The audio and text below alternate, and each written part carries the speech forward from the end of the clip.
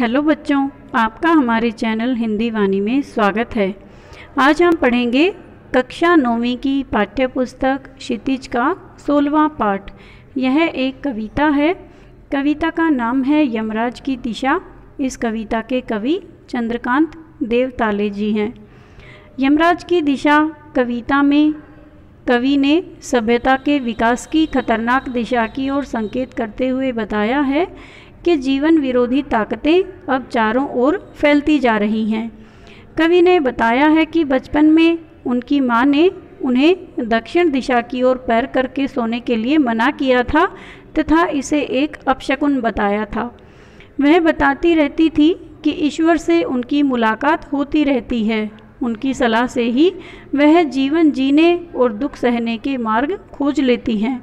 इसलिए उन्होंने यह बताया था कि दक्षिण दिशा मृत्यु की दिशा है, इसलिए उधर पैर करके सोना यमराज को क्रुद्ध करना है। यानी यदि हम दक्षिण दिशा की ओर पैर करके सोएंगे तो इससे यमराज यानी मृत्यु के देवता गुस्से में आ जाएंगे, क्रोध में आ जाएंगे। माँ के पूछने पर यमराज के घर का पता भी बताया था। यानी जब कवि ने अपनी माँ से यमराज के घर का पता पूछा तो कवि की माँ ने उन्हें बताया था कि जहाँ भी तुम हो वहाँ से दक्षिण दिशा की ओर यमराज का घर है। बचपन में माँ के उपदेश का कवि पर प्रभाव अवश्य पड़ा और वे कभी भी दक्षिण दिशा की ओर पैर करके नहीं सोए तथा दक्षिण दिशा में खूब घूमे, किंतु उसका यानी दक्षिण दिशा का कोई छोर नहीं था, अन्यथा वह यमराज का घर भी देख लेता। किंतु आज के जीवन में जिधर भी पैर करके सोएं वही दक्षिण दिशा हो जाती है, क्योंकि सभी दिशाओं में यमराज के बड़े बड़े महल हैं। वहाँ वे एक साथ अपनी दहकती हुई आँखों सहित विद्यमान हैं। कवि की माँ अब नहीं रही और ना ही यमराज की निवास की दिशा निश्चित है। अब हर दिशा यमराज की दिशा हो गई है।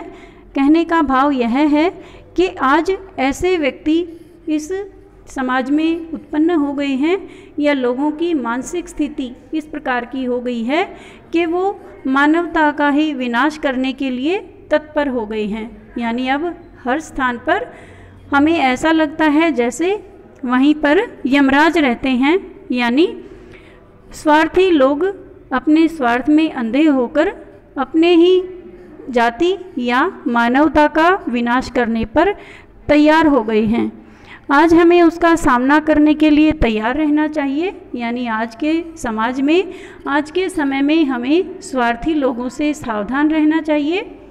आज इस भाग में हम इस पाठ की व्याख्या पढ़ेंगे।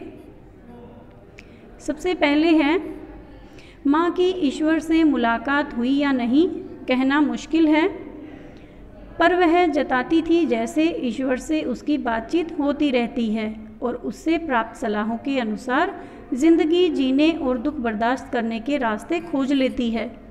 यमराज की दिशा का भावार्थ है।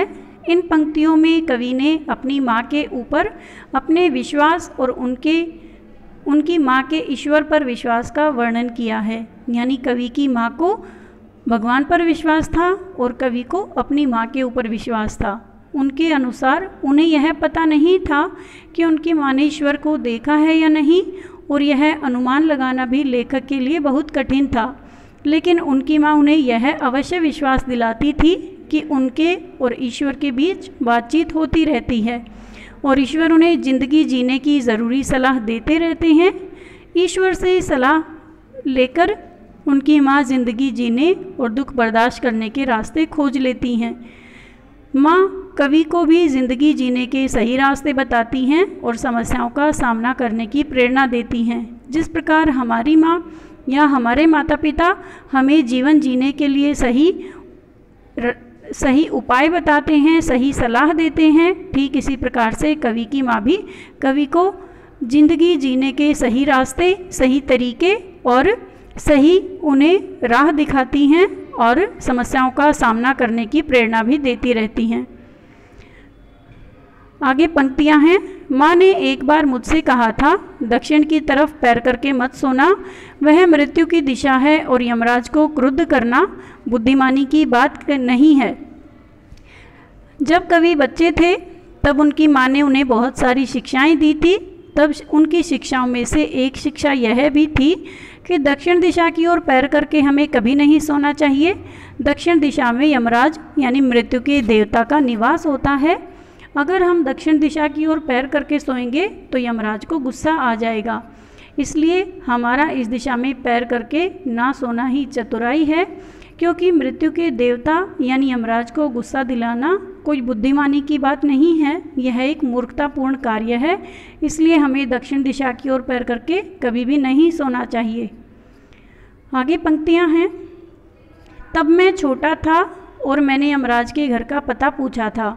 उसने बताया था, तुम जहाँ भी हो वहाँ से हमेशा दक्षिण में।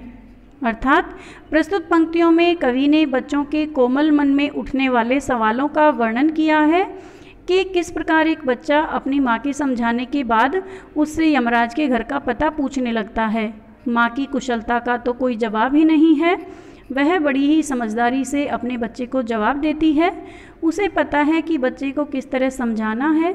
वह अपने बच्चे को बोल देती है कि तुम जहाँ पर भी रहो उस जगह से दक्षिण दिशा की तरफ हमेशा यमराज का वास होगा, वहीं यमराज रहते हैं। प्रस्तुत पंक्तियों में कवि ने दक्षिण दिशा के द्वारा दक्षिणपंथी विचारधारा को यमराज बताया है, क्योंकि जो भी इसके चंगुल में आता है वह अपनी सभ्यता संस्कृति का विनाश कर बैठता है और इस तरह उसका सर्वनाश हो जाता है। आगे कविता की पंक्तियां हैं। माँ की समझाइश के बाद दक्षिण दिशा में पैर करके मैं कभी नहीं सोया और इससे इतना फ़ायदा ज़रूर हुआ, दक्षिण दिशा पहचानने में मुझे कभी मुश्किल का सामना नहीं करना पड़ा। इन पंक्तियों में कवि ने कहा है कि माँ के बार बार समझाने से लेखक कभी भी दक्षिण दिशा में पैर करके नहीं सोया। उसने अपनी माँ का कहना माना और इस चीज़ का एक अच्छा प्रभाव यह पड़ा कि कवि को दक्षिण दिशा पहचानने में कभी भी परेशानी नहीं हुई। उसने हमेशा दक्षिण दिशा का ध्यान रखा।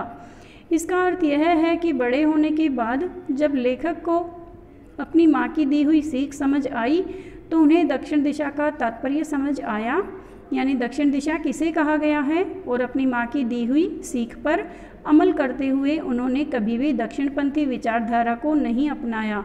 इससे उन्हें यह फ़ायदा हुआ कि दूर रहकर उन्हें उनकी त्रुटियों का या गलतियों का आभास हो गया, उनकी गलतियों के बारे में उन्हें पता चल गया।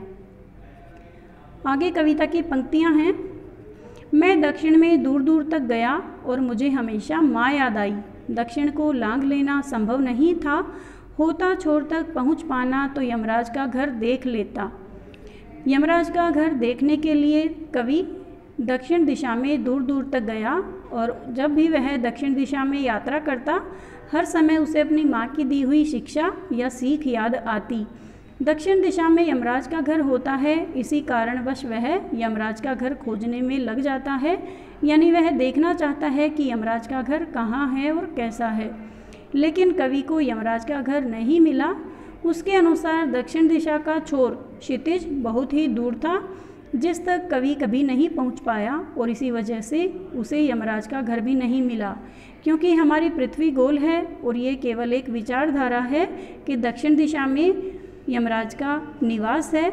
इसका अर्थ यह है कि जब भी वह दक्षिण दिशा या दक्षिणपंथी विचारधारा की ओर बढ़ा, हर बार उसे अपनी माँ के द्वारा दी हुई सीख याद आई और उसी वजह से वह कभी भी उसके चंगुल में नहीं पड़ा। यही कारण है कि वह कभी भी दक्षिण विचारधारा को नहीं अपना पाया। आगे पंक्तियां हैं। पर आज जिधर भी पैर करके सोओ वही दक्षिण दिशा हो जाती है। सभी दिशाओं में यमराज के आलीशान महल हैं और वे सभी में एक साथ अपनी दहकती आँखों सहित विराजते हैं। कवि के अनुसार उसकी माँ ने जब उन्हें यह सीख दी थी कि यमराज का वास केवल दक्षिण दिशा में था, लेकिन अब ऐसा नहीं है, क्योंकि चारों दिशाओं में यमराज का वास हो गया है। अब हर दिशा में यमराज रहने लगे हैं। इसलिए जिधर भी पैर करके सो कवि को वही दक्षिण दिशा लगने लगती है। इस तरह पहले और आज की स्थिति में काफ़ी अंतर आ चुका है। आज यमराज का विस्तार लगभग हर दिशा में हो चुका है। कवि जिस दिशा में पैर करके सोता है उस दिशा में उसे यमराज के बड़े बड़े आलीशान महल नज़र आते हैं। इन इमारतों में यमराज की दहकती हुई लाल आंखें कवि को सोने नहीं देती। आगे पंक्तियां हैं। माँ अब नहीं है और यमराज की दिशा भी अब वह नहीं रही जो माँ जानती थी। लेखक के अनुसार माँ के चले जाने के उपरांत अब यमराज की दिशा भी बदल चुकी है। उसका विस्तार अब हर दिशा में हो चुका है, इसलिए माँ के द्वारा बताया गया नुस्खा अब किसी काम का नहीं रहा। लेखक जिस भी दिशा में पैर करके सोने की कोशिश करता है, हर तरफ लंबी लंबी इमारतों में उसे यमराज की दहकती हुई आंखें नजर आती हैं। इसका अर्थ यह है कि अब चारों ओर पूंजीपतियों का वास है जो साधारण जनता का शोषण करने में लगे हुए हैं। कवि ने बताया है कि उसकी माँ का कहना था कि दक्षिण दिशा यमराज की दिशा है, इसलिए उधर पैर करके नहीं सोना चाहिए। किंतु कवि का यह तर्क आज के युग में जिस भी दिशा की ओर पैर करके सोएं वही दक्षिण दिशा हो जाती है। कहने का तात्पर्य यह है कि हमारे चारों ओर यमराज ही यमराज हैं। सभी दिशाओं में यमराज के सुंदर भवन हैं और चारों ओर यमराज की भांति ही लोगों का शोषण करने वाले लोग विद्यमान हैं, और जो सुंदर महलों में रहते हैं वे सबके सब अपनी दहकती हुई आँखों सहित विराजमान हैं। कवि ने पुनः कहा है कि अब उसकी माँ नहीं रही और जो वो दक्षिण दिशा के विषय में सोचती थी, बताती थी, यमराज की दिशा भी वह नहीं रही जो माँ जानती थी। यमराज की दिशा भी वह नहीं रही जो उसकी माँ जानती थी, अर्थात यमराज केवल दक्षिण में ही नहीं सर्वत्र रहते हैं, हर स्थान पर। अंतिम पंक्तियों में हमें यह सुनने को मिला है या यह पढ़ने के लिए मिला है कि चारों तरफ ही यमराज का वास बताया गया है, अर्थात अब लोग स्वार्थी हो गए हैं, पूंजीपति हो गए हैं और आज के युग में हर तरफ यमराज की तरह ही मानवता को हानि पहुंचाने वाले शोषक लोग विद्यमान हैं। वे बड़ी ही निर्दयता से मानवता को नष्ट कर रहे हैं और वे स्वार्थी हो गए हैं, केवल अपने हितों का ध्यान रखते हैं तथा गरीब और साधारण जनता को बहुत अधिक दुख पहुंचा रहे हैं, उनका शोषण कर रहे हैं। इसलिए कवि के अनुसार आज हर दिशा दक्षिण दिशा हो गई है, जहां एक नहीं बल्कि बहुत सारे यमराज विद्यमान हैं। उम्मीद है बच्चों आपको यह आपको यह कविता और इसका भावार्थ समझ में आ गया होगा। अगले भाग में हम इस कविता से लिए गए अभ्यास के प्रश्नोत्तर पढ़ेंगे। यदि आपको यह वीडियो अच्छा लगा तो आप इसे अपने दोस्तों के साथ ज़रूर शेयर करें। धन्यवाद।